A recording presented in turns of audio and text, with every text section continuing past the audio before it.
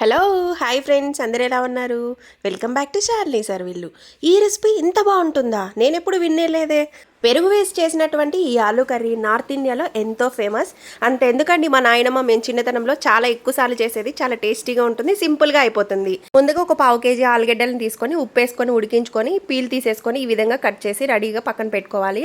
ఆ తర్వాత కొద్దిగా చెక్క, లవంగాలు, ఏలక్కాయలు తీసుకొని కచ్చాపచ్చగా దంచుకోవాలి. ఆ తర్వాత స్టవ్ ఆన్ చేసుకొని ఒక పాత్రను పెట్టుకొని అందులో ఒక 3 టేబుల్ స్పూన్స్ ఆయిల్ వేసుకొని ఒక స్పూన్ జీలకర్ర, హోల్ గరం మసాలా వేసుకొని వేయించుకున్నాక ఒక ఉల్లిపాయ, 2 పచ్చిమిరపకాయలు కూడా వేసుకొని వేయించుకోవాలి.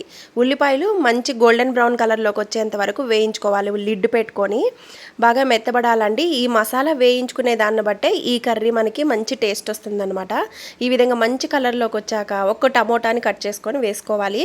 ఇది కూడా కొంచెం మెత్తబడ్డాక ఒక స్పూన్ అల్లం మసాలా వేసుకొని అది మంచిగా పచ్చివాసన పోయేంత వరకు వేయించుకోవాలి.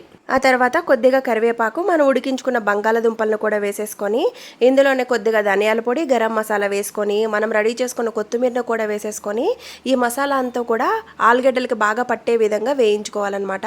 ఆలుగడ్డలు ఎక్కడ కూడా పచ్చివాసన రాకూడదు. ఈ మసాలా అంతా బాగా పట్టేసేయాలి వాటికి.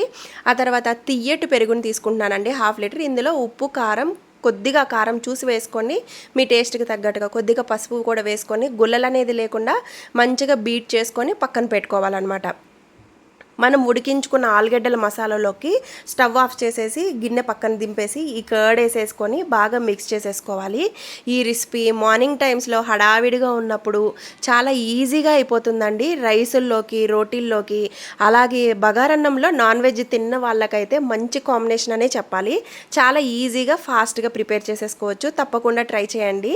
మా సైడ్ అయితే మేము ఈ ఆలుగడ్డల్ని ఉల్లగడ్డలు అని అంటాము. మీ సైడ్ ఏ పేరుతో పిలుస్తారో నాతో కామెంట్ సెక్షన్లో షేర్ చేయండి. నేను ప్రిపేర్ చేసిన ఈ దహీ ఆలూ కర్రీ పర్ఫెక్ట్గా రెడీ అయిపోయింది. స్మెల్ వస్తుంటేనే ఎప్పుడెప్పుడు తినాలా అని ఉంది. అంత టేస్టీగా కుదిరిందనమాట. For more updates subscribe to my channel. Thanks for watching.